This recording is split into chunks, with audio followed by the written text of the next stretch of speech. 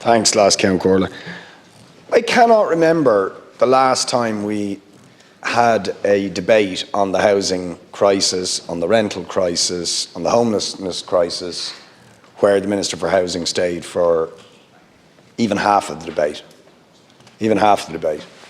So there is a studied contempt. I've said this before, but it's very clear now. There's a studied contempt for the opposition and for the, most importantly, for the public affected by the housing and homelessness crisis and the rental crisis and the unaffordability crisis in housing on the part of the government.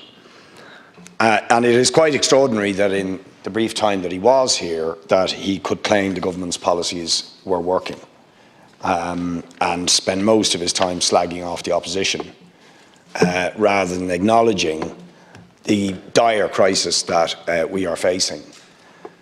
Average rents in Dublin now are €2,100 per month. That is €25,200 per year of somebody's after-tax income.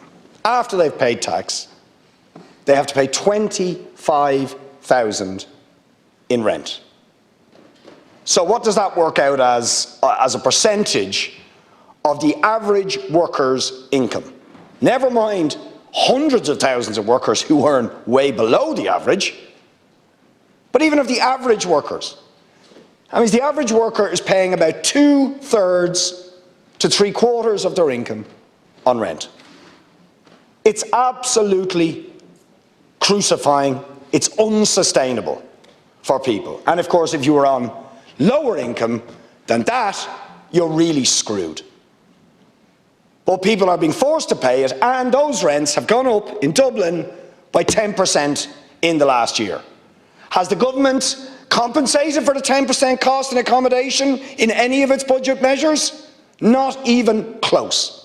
Not even close. So if you're a renter, you're getting poorer. It's as simple as that. You're getting poorer, and you are being pushed to your absolute collar, to the point, in many cases, you just can't manage it. That's if you already have a place, if you've managed to get a place at that level of rent. If you are looking for somewhere, if you were one of the 12,800 people who are homeless, you're really screwed. Really screwed. Unless you're right up the top of the housing list. But if you're, as many people are, they might be 3, 4, 5 years on the list. I mean, you'd think if you were 3 or 4 or 5 years on the list, you'd be fairly near the top. Not at all, not in Dublin. You're looking at years and years of waiting. So you're told, go and find a HAP tenancy. Go and find a HAP tenancy, max HAP rate, just over €1,900, average rents, 2,100. And that's average, because of course, I mean, I was looking just today on Daft, and RTB indexes are all very interesting, but they're not where you go looking for a place if you're looking to rent a place because you're in emergency accommodation and you're reliant on HAP. No, you go to daft.ie and My Home and you look what is available in my area within the HAP limits. Answer, nothing, or maybe 1 or 2, for which there's 200 or 300 people trying to chase those houses. And where you, as soon as you tell them you need HAP, you can pretty much take it you won't be getting the house. They won't say it to you because it would be illegal for them to say it to you, but everybody knows what's going on. And if it is possible to be in a worse position than chasing the needle in a haystack that is a HAP tenancy in Dublin within the HAP limits, if you could possibly be in a worse position than that, it's if your income is over the HAP limit and the social housing threshold limit, so you're not even entitled to that because your income is just over it. Then you're really banjaxed. Like a woman that I have mentioned, I don't know how many times in here, who is now with her child entering her she's nearly completed with her now 12-year-old son, fourth year in emergency accommodation, sharing a bed with her 12-year-old son. Imagine that, for 4 years. And she works for a public sector agency, ironically enough, looking after vulnerable children. But because she's earning and working, but slightly over the limit, there is nothing for her. And she's just being left to rot in emergency accommodation. And then we get talk from the government, oh, the cost rental is coming, it's coming. But it never comes. Not in the volumes that would be necessary to actually deal. And this tiny bit comes and it's a lottery, and your chances again, it's like needles in haystacks. Actually hoping that you might get one of these cost rentals. So, it's an absolute disaster, and 12,800 people, including 5,000 people under the age of 24, 4,000 actual children, are going to suffer the consequences of that over the next few weeks during Christmas. But then there are thousands more in absolutely chronically overcrowded conditions that are reminiscent, not just reminiscent, they are a carbon copy of the sort of conditions that people like Sean O'Casey wrote about at the turn of the century.